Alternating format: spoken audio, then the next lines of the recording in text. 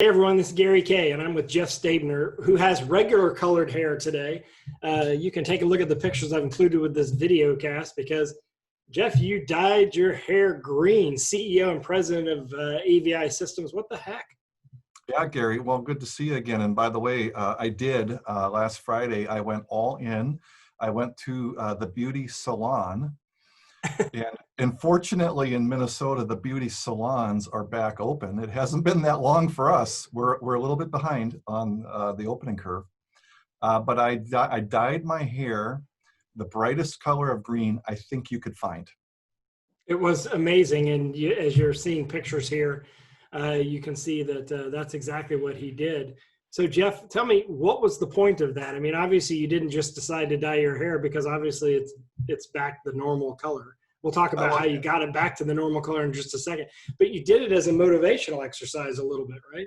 Yeah, that's right. So it's been a tough 4 months, I think, for most selling organizations. Um, Obviously, the impacts of COVID are wreaking havoc just all over the place. Our industry is not immune to that. And, keeping ourselves motivated, keeping our workforces, our teams motivated is super important. So in early June, we put a challenge out to the sales force, and it wasn't a bit, it was a challenge. And I gave them a number, and it was a number that had some stretch in it, but we could sense that part of the market was opening up. So we gave them the number, said, if you guys hit the number, I'm gonna dye my hair green. It really caught a lot of momentum, and I got a lot of emails, a lot of texts. You're going green, baby. And sure enough, I guess you're glad you went green, right? I mean, you hit your number. yeah, Did you barely hit the number, or did you blow the number out? they blew it out, and so two comments on that.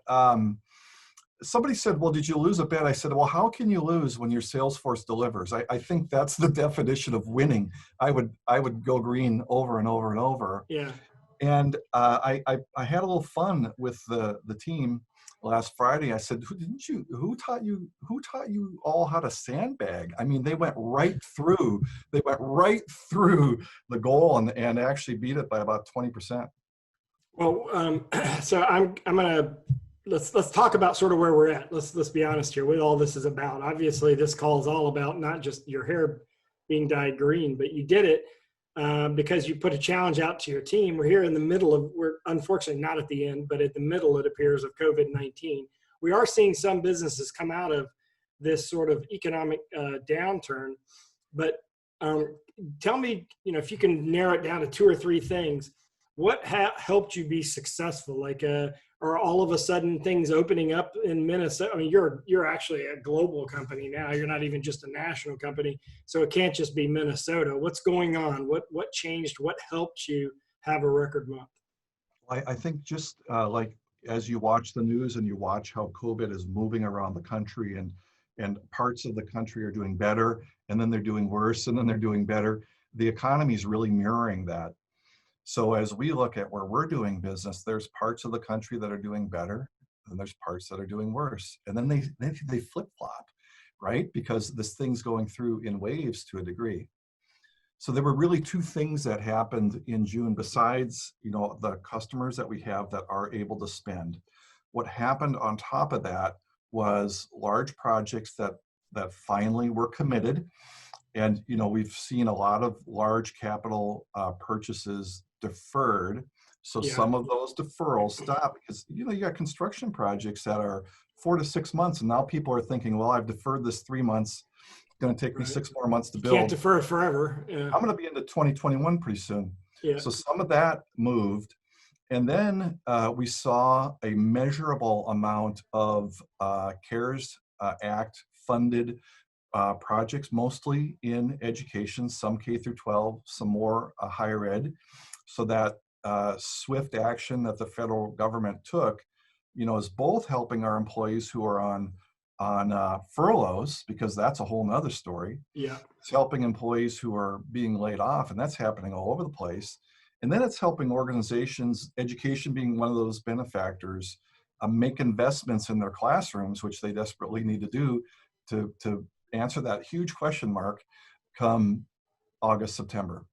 Yeah, because I mean, part of the theory behind getting back to normal whenever that happens is that having the kids have a place to go to have school so that people can go back to their regular jobs, not be, because right now a lot of people are stay-home parents, they're babysitters, and they're tutors, and those are things that we weren't necessarily prepared for. I've talked about this before on podcasts that I would hate to be doing algebra, calculus, and geometry right now because I hated it the first time around. So I can imagine that's what it's like for a lot of the stay home dads and moms right now that are forced to be home working.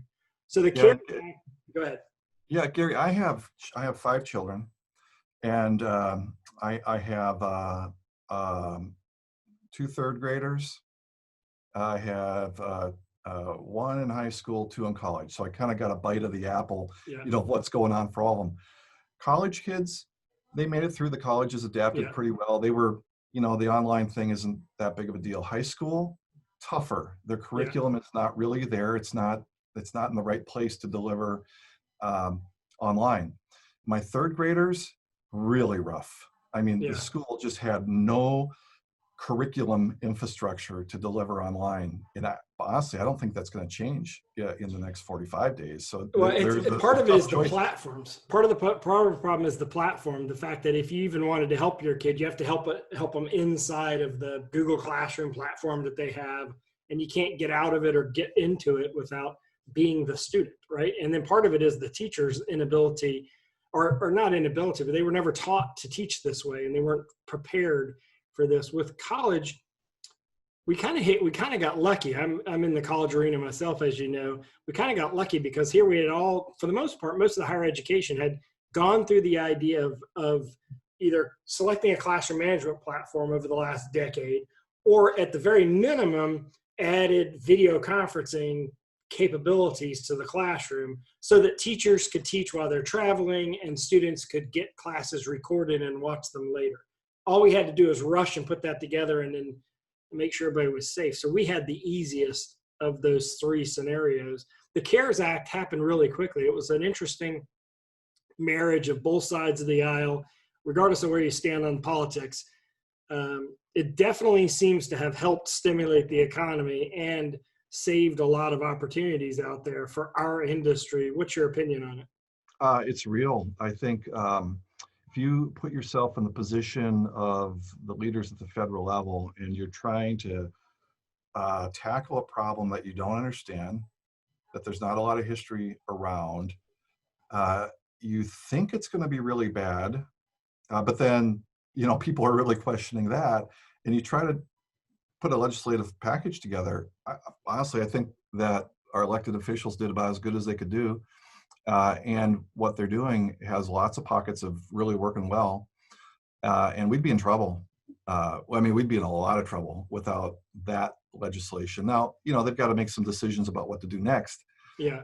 But getting from March to July, I would say my personal opinion is I'm very thankful for it on many levels.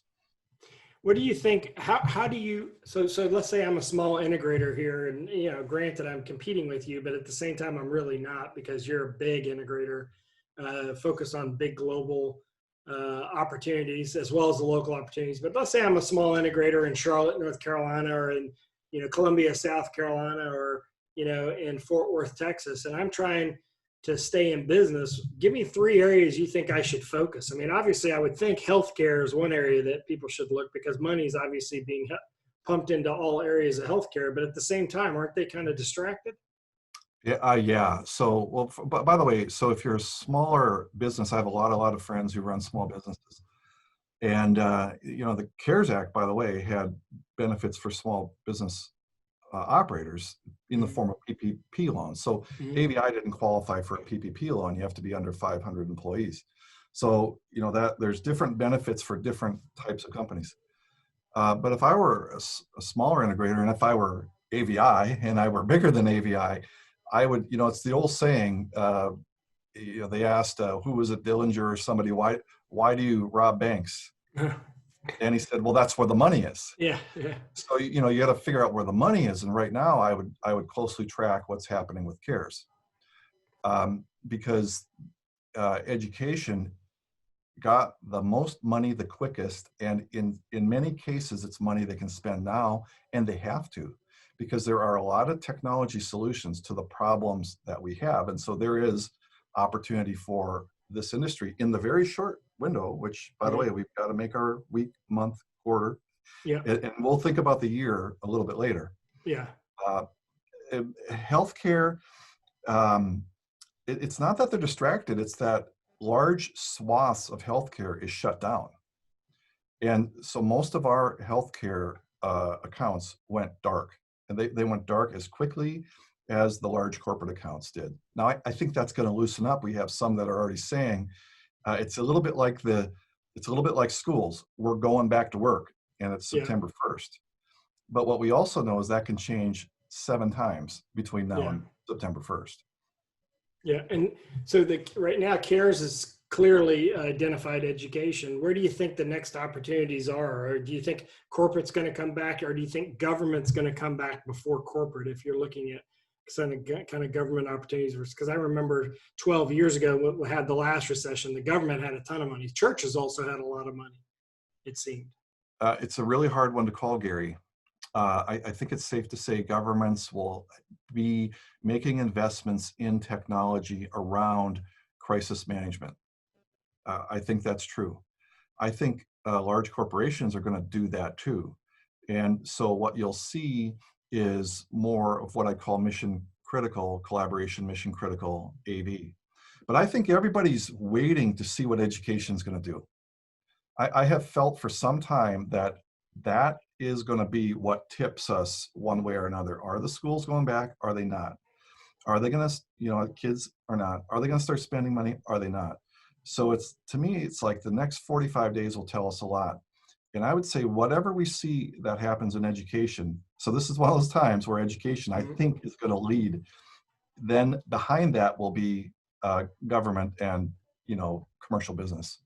So you think if education gets delayed, everything's delayed. If education opens up, then it starts to open everything else. That in sports, we're all wondering what's going to happen with live sports. And those are the things that are really obvious. They're really visual, and they're really social, by the way. Yeah. So it's like education, sports, everything stacks right up behind that. Well, I've been talking to Jeff Stabner, CEO, president of AVI Systems. AVI Systems was the 2019 Reader's Choice Award winner for favorite dealer in the AV industry. You're also one of the top 2 or 3 largest integrators in the world right now. We've collaborated on a number of projects together. I've been honored to speak at your events over the last few years, and it's been awesome getting to know your team. You have a great team led from top down, bottom up. You're kind of an interesting organization because you're owned by the bottom up, but you're also led from the top down and even in the middle. So I think a lot of people have a lot of admiration for what you and your father and everyone involved with AVI Systems have put together over the years. So congratulations on turning your hair green. I'll post those pictures as a link to this podcast because I want everyone to see that, because Jeff does not look like Jeff. Yeah, so we'll have another challenge this month. We haven't revealed what the commitment pink is going to be. It's got to be pink. Well, maybe it's a polar plunge. I don't know. It's kind of hot out though. We'll see what the commit is. But Gary, I appreciate talking to you, and happy to share my perspective anytime. Well, thank you very much. Thanks for joining us. Of course, check out AVI Systems at avisystems.com. One little side note, this is not a paid podcast. This is not a promotion of AVI Systems. This is me as a friend of Jeff asking him to come on and be a part of the Rants and Raves world and tell us what's going on. So I appreciate you doing this, Jeff, and I appreciate your involvement in the industry and everything you do for the industry. So everyone, thanks for watching. Anytime. Thank you.